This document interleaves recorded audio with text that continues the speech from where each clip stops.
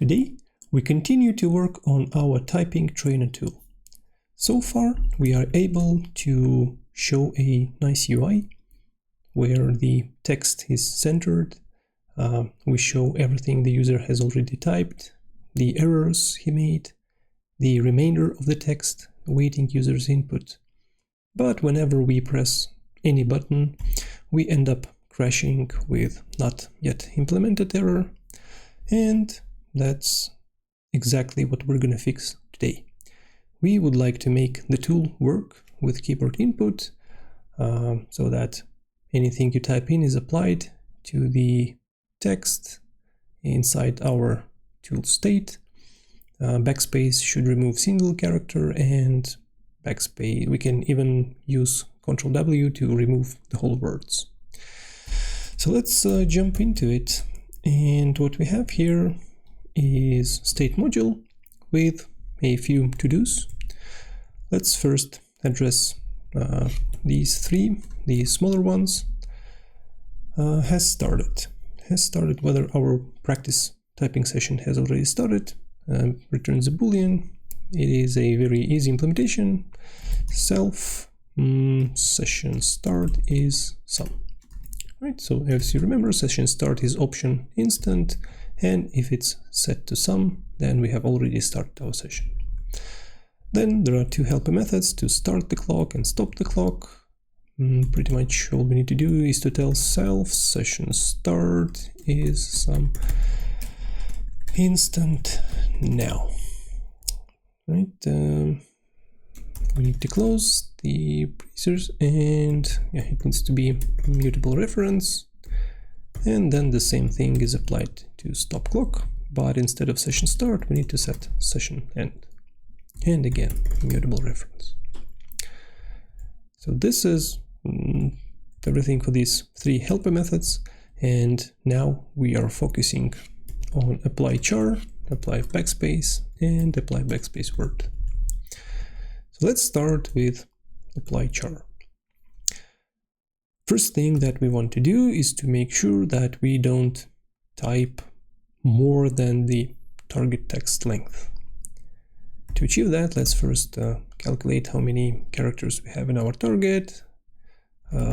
Target count is self-target chars count.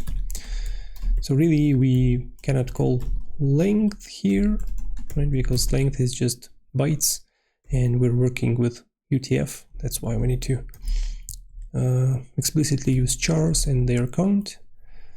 Then the same we can do for input.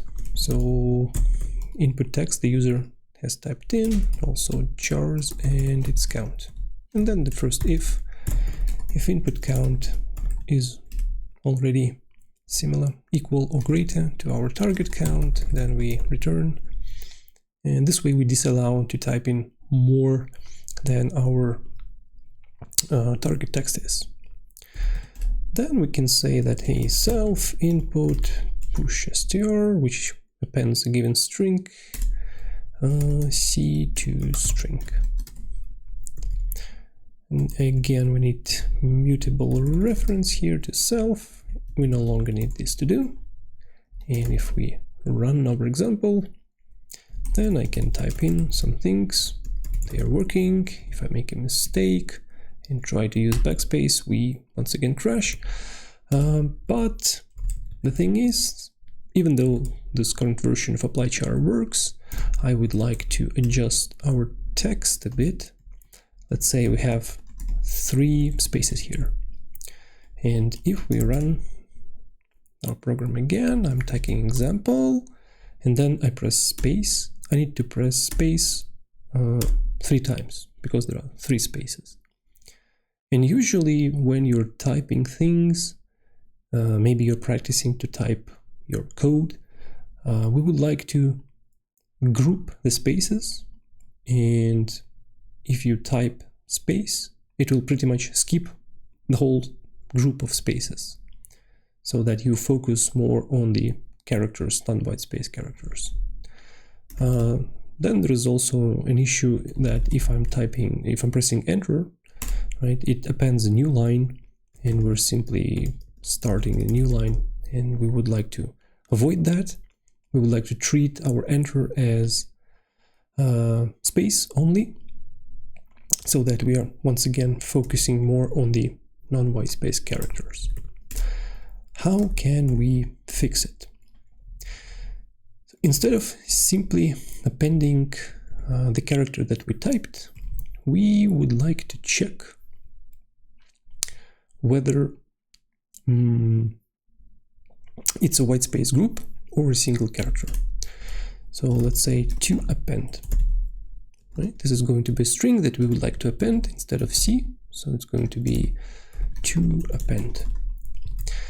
Now, if C is whitespace, we do something else. Really, we can just return C to string. So if we type something that is not a whitespace, a single character, we are appending it right away without anything. But if we detect that C is whitespace, so it's a space, a new line, a tab character, what we would like to do is to find all the upcoming spaces which are grouped with current space and apply them to input right away, so that only a single space will type out the whole group of spaces. To achieve that, we need to first find where we are in the target string. So what can we do that? So if we grab our target, all of its characters, we can then skip the input count amount of characters. So this is the amount of characters we have already typed in. And we can take while C is whitespace. So at our current position where our cursor is, we are trying to take all the whitespace in this group. So it will stop taking whitespaces as soon as it hits some non-whitespace character. And then we can do what? We can probably collect it into string.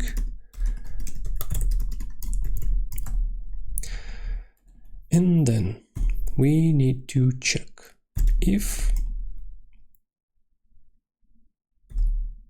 our string, resulting string, the whitespace group, is actually empty, which shouldn't really happen, right? But we check it anyway. We need to do the empty, we need to do the space to string, and otherwise we return what we have collected. Why shouldn't it be ever empty? It's because, oh, no. Yeah, it can actually be empty. So if I'm typing in the whitespace, the target text might actually not have a whitespace at that position. So our VS or whitespace variable is going to be empty. And as we are applying the character that we typed in, we would like to default to space. And this way, even if we pressed enter, right, it will be applied to self-input as a space. Let's run it again. If I'm typing example, it's all working, and now I'm pressing a single space, and we jumped instantly to the next word. So this functionality is now working.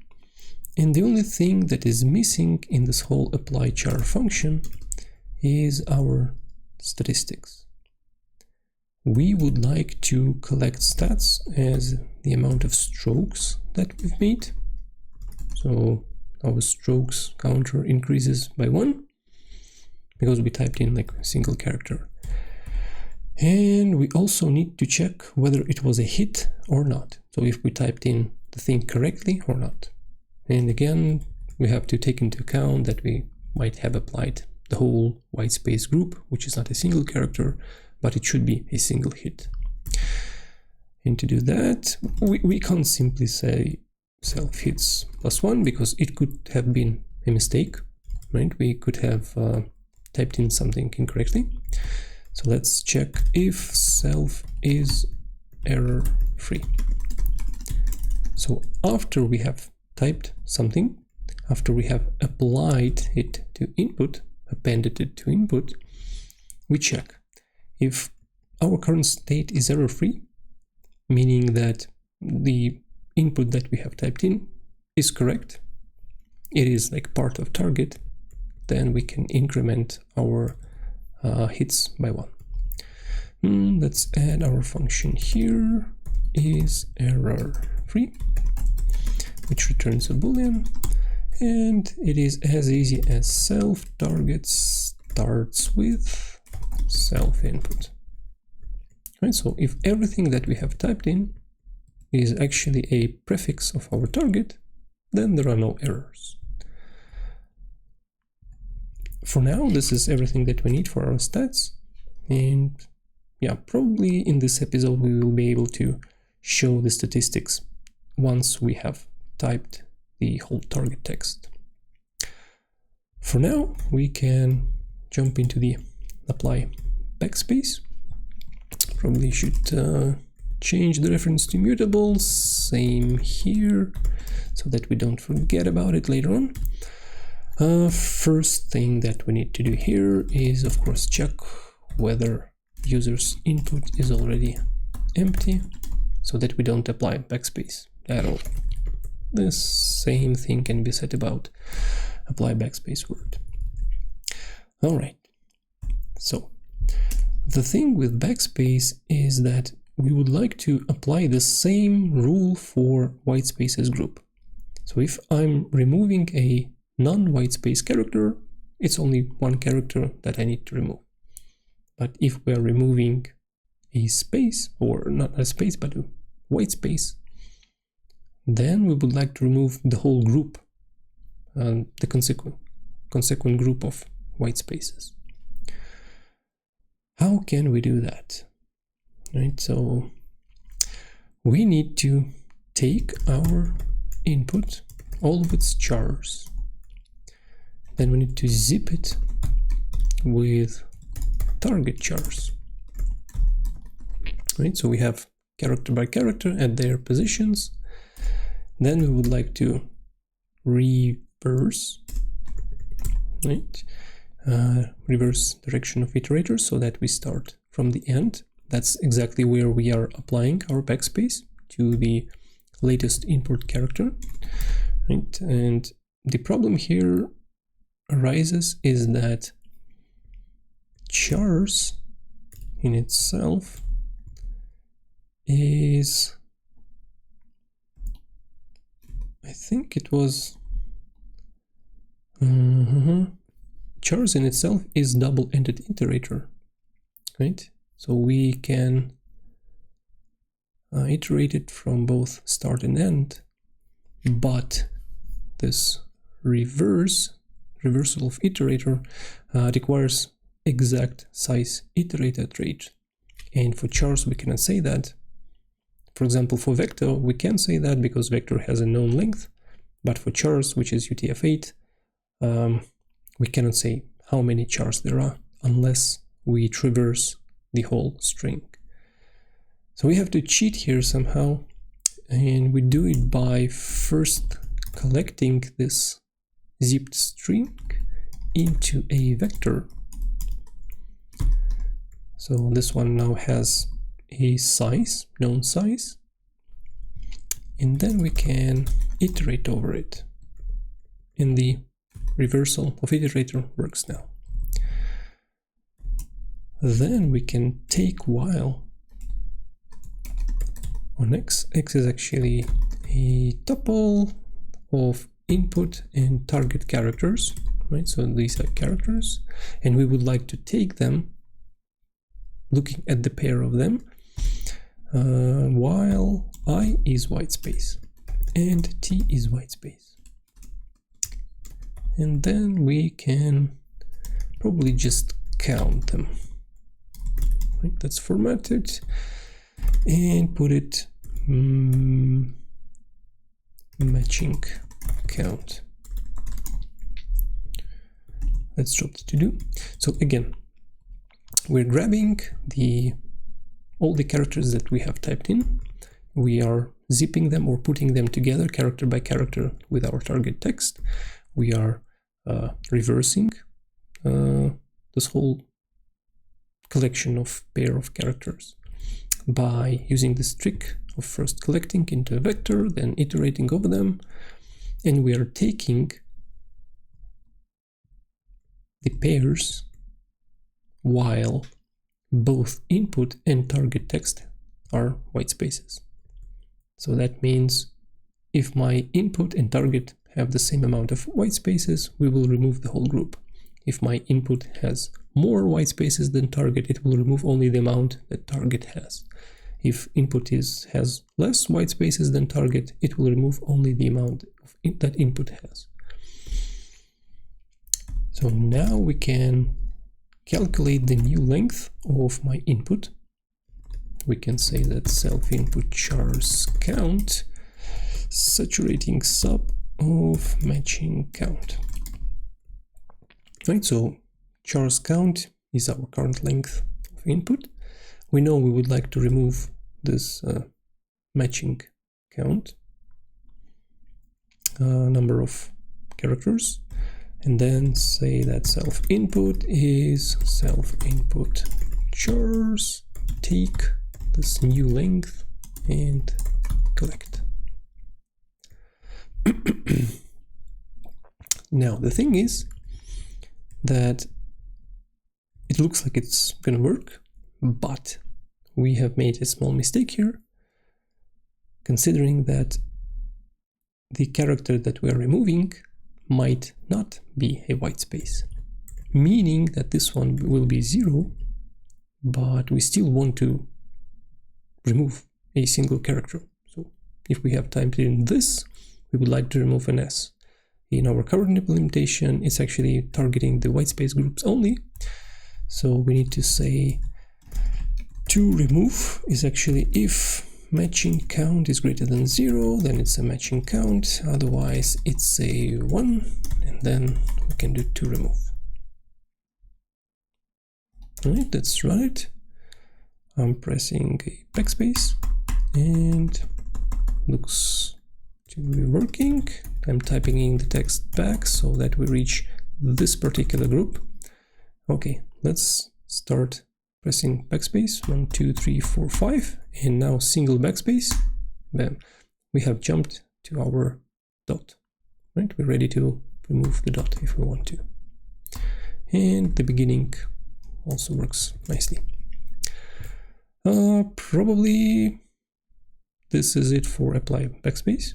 One thing we can do here to remove, you can see that we're picking the maximum between matching count and 1, so this can be rewritten as matching count max 1. Pretty much does the same thing. Now the only thing left is our removal of the whole word. This works on Ctrl+W, key press, and what we want to do is we want to remove one single word. How can we do that? Let's think about it. Probably. Let's have a counter of how many characters we would like to remove. Let's also have some flag, scene non-white space, and then we can iterate our self-input chars in reverse, right? Starting from the last character that we typed, and calculate this count. So how many characters we would like to remove from self-input. Finally, we will do the same thing as in our backspace function, except that we will reduce the length of our input by this count that we're gonna calculate here, and then apply this new string to self-input, where we only take this new length. So let's think about this for loop. We are iterating over characters starting from the end. So let's see, if we haven't seen any white spaces, not white space, but non-white space characters, and current character is white space, we are in a part 1, so to speak. We are removing all trailing white spaces, right? So we might have typed a word like this and then put one or more white spaces, and when we press Ctrl+W, we would like to remove those trailing white spaces. So we can do count+1 here and proceed to the next character. If the next character is again white space and our flag is still false, we continue to count, increment our count. So we are dropping all trailing white spaces. Next, we expect that C, or our character, is no longer a white space. Right? So this is a word. We have actually found a word that we need to remove. So that's part 2, remove the word, all non-white space characters. Right? So we can say count+1, and C non-white space flag we have to set to true. So at this point, while we're still processing the word, every single C is going to be non-white space character. We're incrementing the count, and there is one more thing that we would like to do, is that in case C non-white space is true and C is white space, this is our part 3, remove single white space before the word and then stop. So count+1 and break. So pretty much this is a convenience thing. You might even drop it, not use it, but let me show you. Hopefully it works right away. So if I'm pressing Ctrl+W, I have actually removed this white space, so I need to type it again. If we jump to somewhere like here, there are, so remove word, right? So only single, not the whole group, but only single character. But if I remove the word here, we have to drop the whole white space group and reach this white space, which also gets removed. So seems to be working fine. There is some weird unused import error. Where is it? Okay, let's jump to app. Yeah, it's probably from our previous episode. We have imported something that we didn't want to import. If we build it again, no errors, no warnings. This is really nice. So let's first of all remove our placeholder input so that we start from scratch. We need to type out the whole text. Secondly, let's simplify our text for a bit. This is for testing purposes only. Let's run it. So we start from the beginning. We can now type this is make a mistake for remove the whole word, testing purposes only. Once we have typed everything, you can see that the cursor is gone. As you remember, we had this condition that the cursor is only shown while we're not in complete state. And here we have two keys that are allowed at this state, enter and escape. Enter quits the program and escape restarts it. So if I press escape, we have not restarted but instantly exited. And this is probably due to us hard coding the false in the run UI. At that point we didn't have the flag, which is app state should loop. Let's run it again. This is for testing purposes only, and if I press escape, it's actually restarted. This is for testing purposes only. If I press enter, we have successfully exited our program. Now you can agree that this screen, the final screen, is kind of weird. Doesn't give any indication that we have successfully completed this session. We would also like to show our statistics, the words per minute, our accuracy that we're collecting, and probably a tip saying which keys you have to type, like enter and escape. So let's do that. Where do we do it? Function draw, is it in app, right? All right. So here we've built our page from user's input, and what we can do is that if we detect that we have completed the practice session, we can actually push more lines that we want to show to the user. For example, lines push line from empty line, right? So to make some free space between our target text and whatever statistics or extra information we would like to show. Next, we're gonna push yet another line. We're gonna use some format. We are gonna show our VPM and accuracy. We're gonna show it. Those are gonna be floating points, which we won't have any trailing numbers.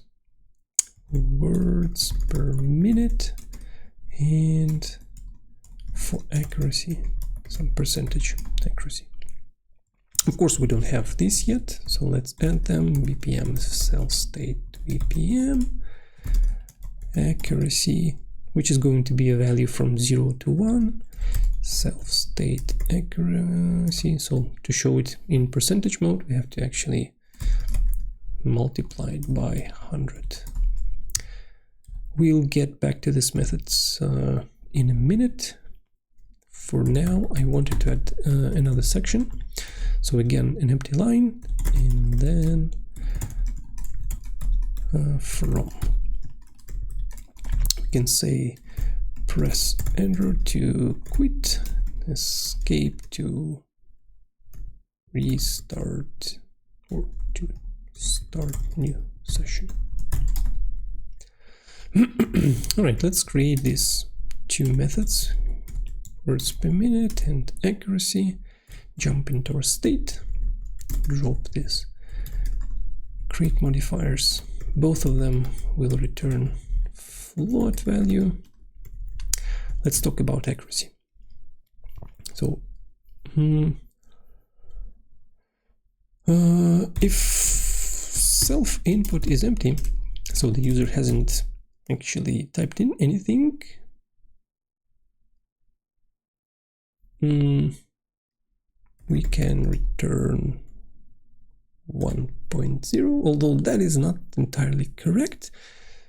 Yeah, because user could type in a few characters, then use backspace to remove them all. We would say that accuracy is 1, but it isn't. So really this should be if self, no. Yeah, well, if self, its state, right, has started. If it hasn't started, yeah, okay, let's add to do so that it doesn't complain. If it hasn't started yet, then accuracy is 100%.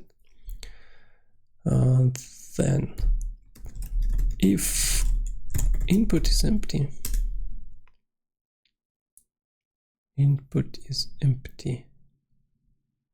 or actually, let's not do it this way. Yeah, I think there is an easier solution here. Pretty much if self strokes is 0, right, we can return 1.0.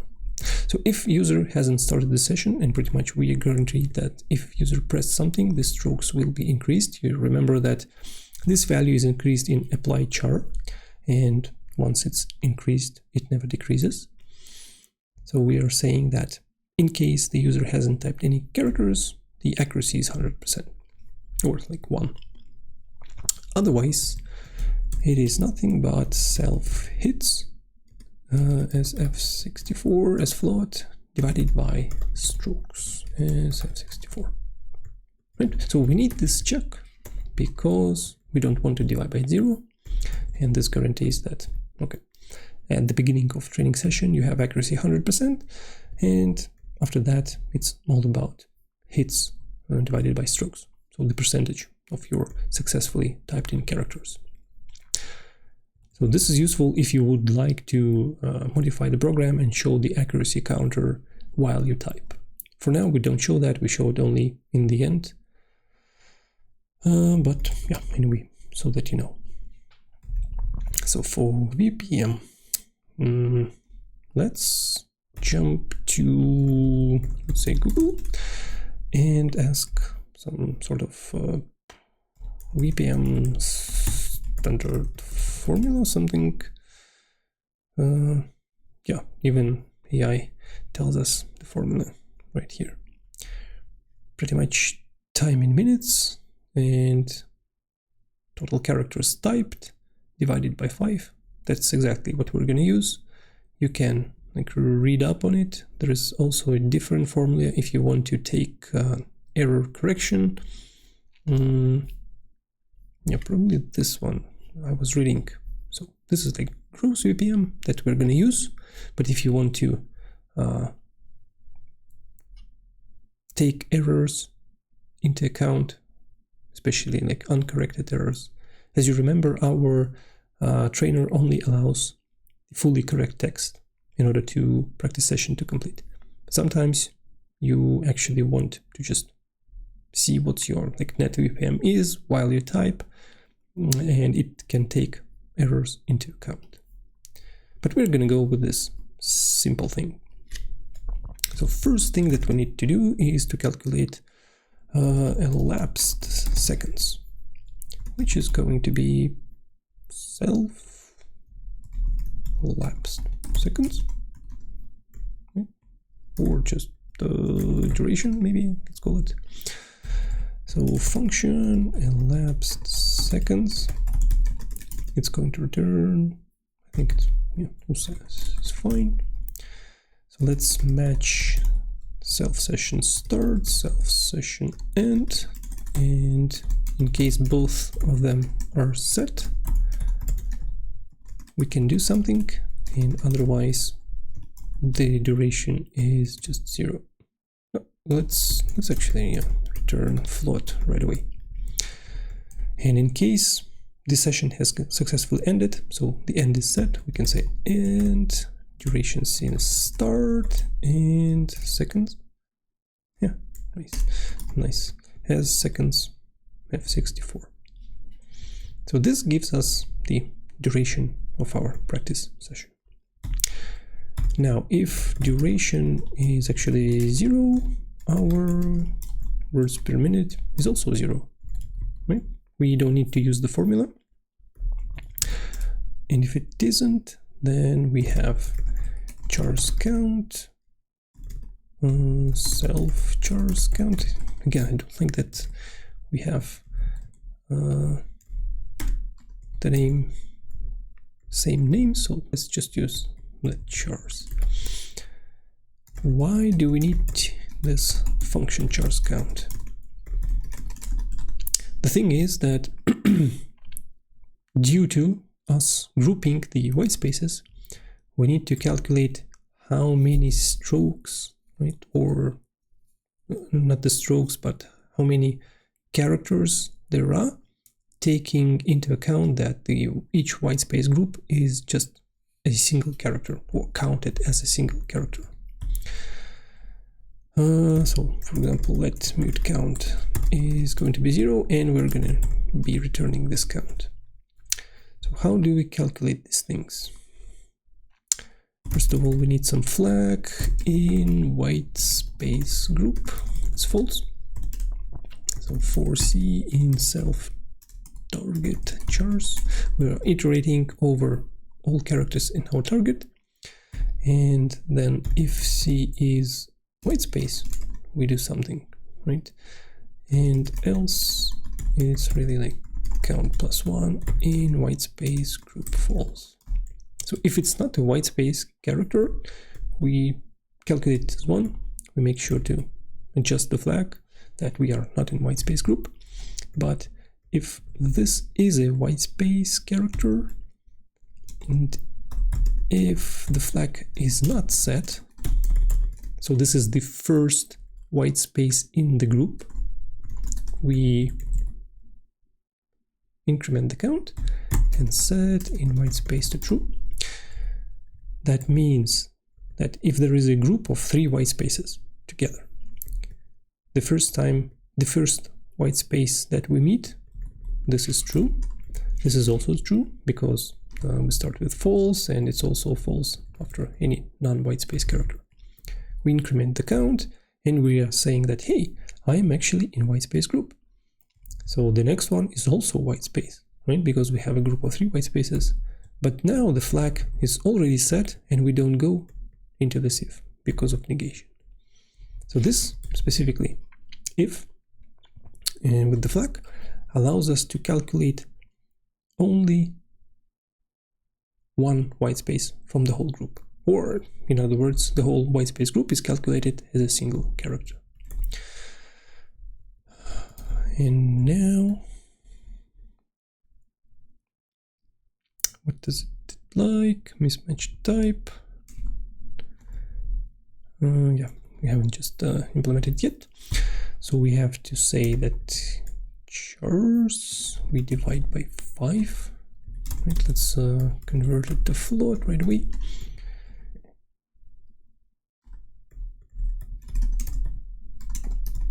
And then divide it by duration, or even, like seconds, so it's more clear. It's going to be seconds, right? Because we want to convert them to minutes, because it's words per minute. And we have to have 60 as a float as well.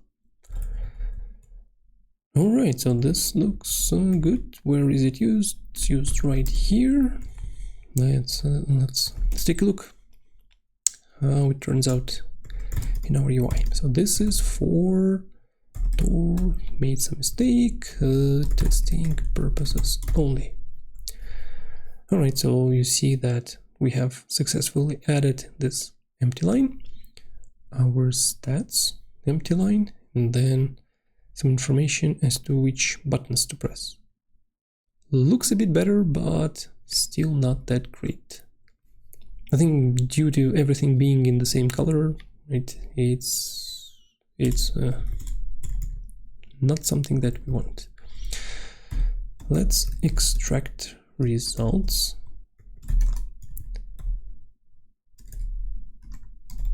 So it's separate.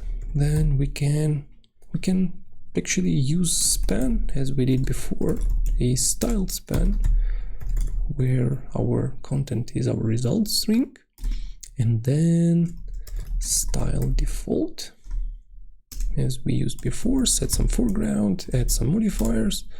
Again, let's add modifier bold, and here it's ANSI color, so it has to be indexed, self-config, foreground results. Right, we already did that in the previous episode, so really we need to add this entry to our config, which is for results line.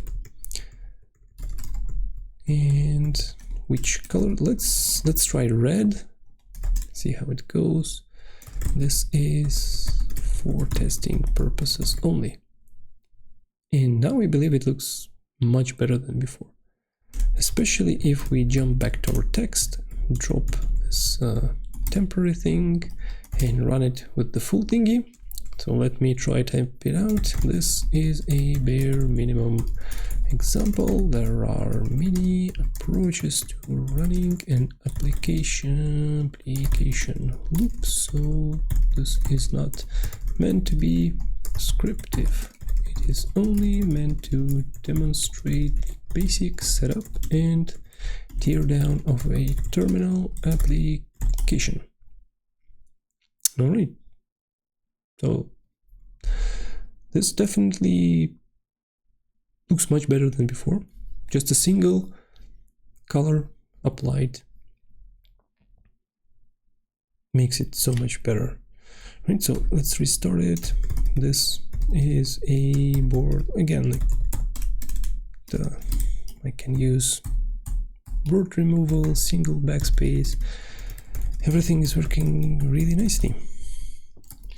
Now, if we grep to do, we don't even have any. I think we have just this to do, the capitalist one. This is pretty much one of the next episodes where we're going to introduce clap into our program to parse the command line arguments, and the config is going to be set up not with this static way, right? So everything is in line. We cannot change that without recompiling, but we will enable to change it during the startup of the program. And another thing that we also need to do, probably like here, like to do, right? So get text from different sources, right? So probably going to be next episode where we are going to try to first of all generate some nonsense, absolute nonsense, just some common English words. We will just combine them randomly so that you can, like practice on the most common words. But then you would pretty much also like to have something that you take from a file, from existing file. Maybe it's a book, maybe it's a like coding file if you want to practice to type in the code. And finally, we might even take a look at Markov chains, so that the nonsense that we generate is not as nonsense as the first approach, where we simply pick random most common English words. I believe it will be worth even of its own episode, how to build those Markov chains, how to train them, and how our text is going to look like. I believe it will be quite interesting. But other than that, I hope you really like this episode, and I'll see you again. Bye.